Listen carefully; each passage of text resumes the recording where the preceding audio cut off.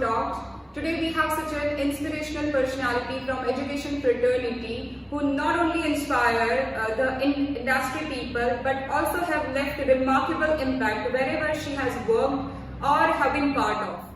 The managing director and the founder of Kalorex group, the lady herself, Mrs. Manjula Pooja Shroff.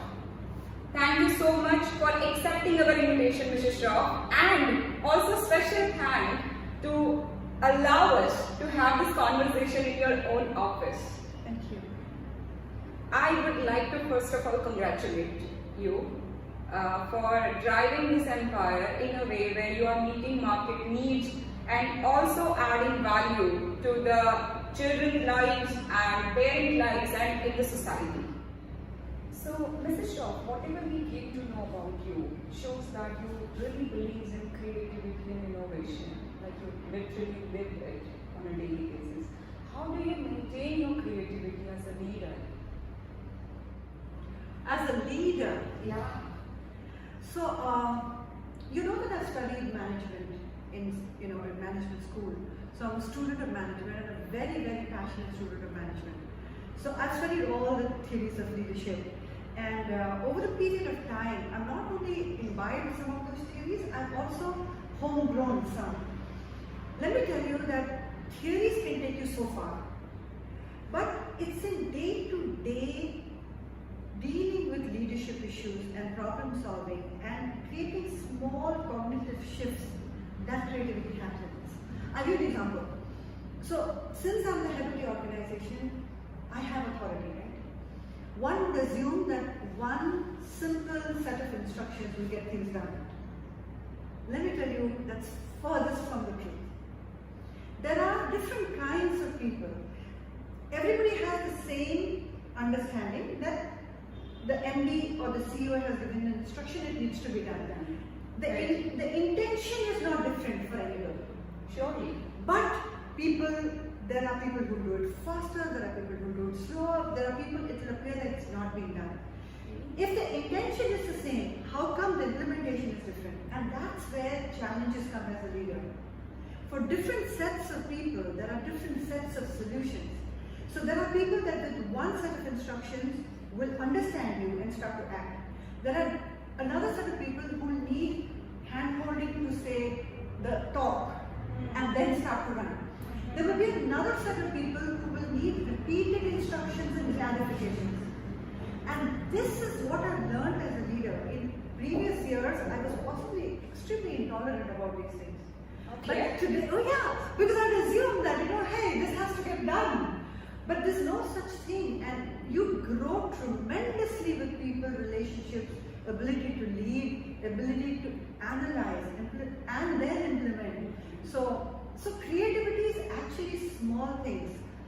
And I learned that, I think, from technology, because every time you buy a new Samsung phone, that's because I'm a user of Android, every time you use a new phone, you know that they've made a user experience that's a small shift, but a huge impact. Yeah. So true. And that's what I think innovation and leadership is all about. Mrs. Shroff, you have traveled across the world. And I'm assuming that you must have seen different organization culture also. Have you come across any cultural practice which made you feel thrilled that, oh wow, I would like to implement it? So that's a great question. In my mind, culture is like the spinal cord of any organization. You know how the saying goes? Culture eats strategy for breakfast. Yeah, it's popular. Now, you know why they say that? It's because if there is any binding force in an organization, there has to be culture. Culture works when the organization is sleeping. Culture works when there is no guiding force. Culture works when there's no supervision. Culture works in team spirit. Culture works alone. Culture works in groups. There's one example that I've often cited, and let me see if I can do that very quickly for you. It's an example based in the West where during Christmas, there's this pharmaceutical company, and during Christmas everybody was on vacation, and there's this very young intern manning the helpline, and he gets a call from a remote place saying that there was a lady who was in need of a life-saving drug. Oh. And he knows that it's weekend and Christmas and nobody's there, nobody's going to answer a phone call, and he's not able to take permissions. So here's what he does. He hires a chopper, he goes to this remote location, and he delivers the life-saving drug and comes back. Now change the scene, it's post-Christmas, everybody's back in office, and his supervisor receives a bill to pay for a chopper, and he hits the roof. And he says, you're an intern, who gave you such an idea? And this bill is naturally not passed, right? And it makes huge news, and everybody says, when interns come, they're full of fluff and etc. Until it goes to the desk of the CEO. Because nobody else can sanction such a huge bill. And the CEO picks up the call and asks this guy, what will you do? And the response of the guy is, our culture statement is that every life matters. And here there was an old lady, if I did not deliver this life-saving drug, she would have died this business. So I got my empowerment, I got my sanction, I got everything from the culture of this organization. And the CEO sanctioned the bill. Amazing. I'm really, really speechless. So that is the power of culture. Now, in theory, a lot of us know it. But to drive culture to the last mile is a huge challenge. But any organization that understands culture is a very, very sustainable organization.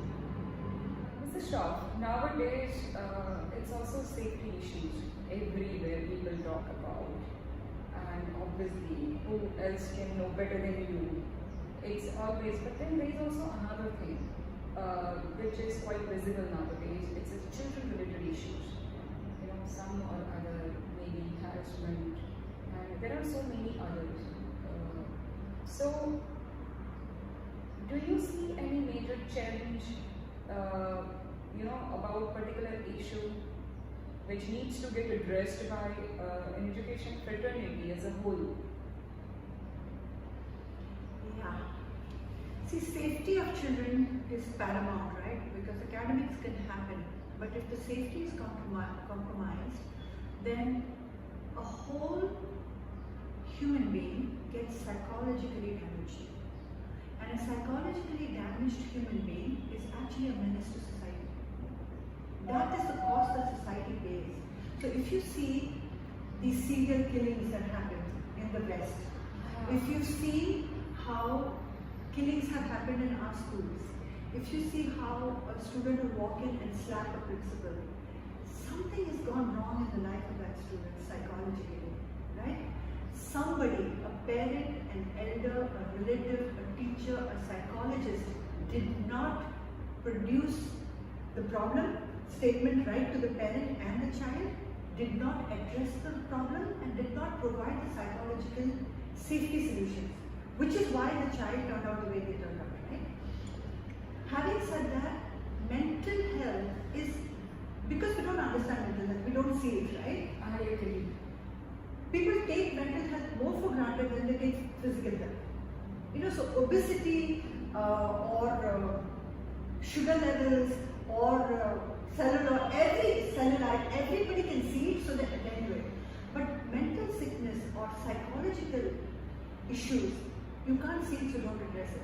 Schools are thankfully doing a lot of things, because it's also mandatory by law that you have to have counselors. Okay. Young children are always taught from very early stage what is a good touch, what is a bad touch. Young children are encouraged to speak up without fearlessly speak up. See, at one time our society was not even able to handle the fact that people will talk, and they would blame the child. So a lot of things have changed, but even as we do that, I think safety issues are not as much center stage as they should be. Any interesting or a dream project you are working upon and would like to throw some light? So I move from project to project, right? I know. And I'm specifically using this line. I'm a serial entrepreneur. So I'm not sure if I can. Yeah, it's a project for sure because it's not necessarily in brick and mortar because I typically do brick and mortar kind of institutions. Currently, the challenge that I see is a huge dichotomy in the way that the education fraternity is looking at parental and student needs and the way the student and the parent themselves are perceiving the needs. See, a lot of things have really changed in the world. Education is not the way it is 20 years ago, right? It's no longer about knowledge dissemination. It's no longer about chalk and talk. It's not about teachers standing and everybody listening. All of that is gone. Therefore, since knowledge is so freely available, what do students want? What do parents want? So currently my mind is on that question, on finding out how we can best bridge the gap between what is the real need of society in terms of education and how we can change mindsets in educational institutions to meet that need. And if I say more, I'll probably get into a slight area that I don't want to discuss just yet. But as soon as those results or we can get a substantial survey and a critical mass response, be happy to talk about it. Coming to your personal interest, so I had to watch some of your video actually about fitness and everything. I saw that not only you are promoting over gender, but you literally are promoting within the campus or wherever you are. What fitness mean to you? So I think that the benefits of God of fitness, and then it will determine why it's become a lifestyle choice for me. I would otherwise lead a very stressful life. I would otherwise take work home. I would otherwise look haggard. I would otherwise be stressed out and burnt out. I would otherwise have to take long breaks. I would otherwise have to have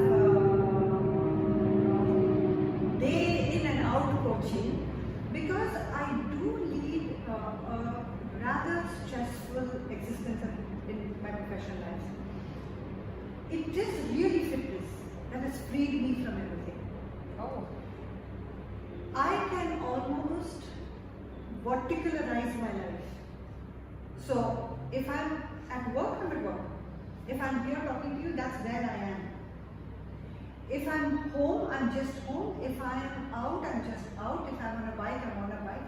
So this living in the moment is something that the discipline of sport and fitness has actually taught me. Besides the fact that you know that when you do exercise, it kicks in a whole bunch of feeling good enzymes. Right? Yeah. Everybody knows those terms, but I'm just saying that it's the same thing like eating chocolate. It just doesn't have calories, it actually burns them. So fitness has actually given me a lifestyle that is most enviable, not because it has physically transformed the way I look, but because it's mentally strengthened me. And that's when I've seen it, I actually propagated from childhood to parents, to staff, to everybody. To such an extent that fitness and me have become almost synonymous, and I get this question of fitness almost every time. Okay, so I'm not the first one. No, but what you spoke about mental health, that I'm sure is a major role, in everyone's life. Yeah, I would like to agree with it. So I came to know finally quite a bit about you. But I would like to know what is in your life still mystery, which you are yet to discover maybe. Okay, so see, I pride myself about being an educationalist. I genuinely mean that my purpose in life is to add value to lives of students. And for a long time I've been doing that as part of academics. But academics doesn't make human beings. Human beings are multidimensional. Human beings are intellectual, emotional, social, spiritual, financial, physical. So there are many aspects to a human being. One of the mysteries is really, why is any one human being more powerful than another? Why when the same situation presents itself between two human beings, one is better equipped to deal with life situations and one is not? Why is so many children in college doing depression and drugs while others are hale and hearty? Why are some kids dying because they don't get good marks while others can deal with bad marks well? One of the things, or mysteries as you call it, is actually the core matter of a human being, the inner strength. And I think I haven't yet found the mechanisms how to build that inner strength in every student who I come across. Because when I do that, I will then actually transform lives. Wow. Thank you so much, Mrs. Shroff, for such a vibrant talk. Thank you very much. So I'm sure you people are taking some good knowledge, some inspiration and some good time from this talk. Until we meet next.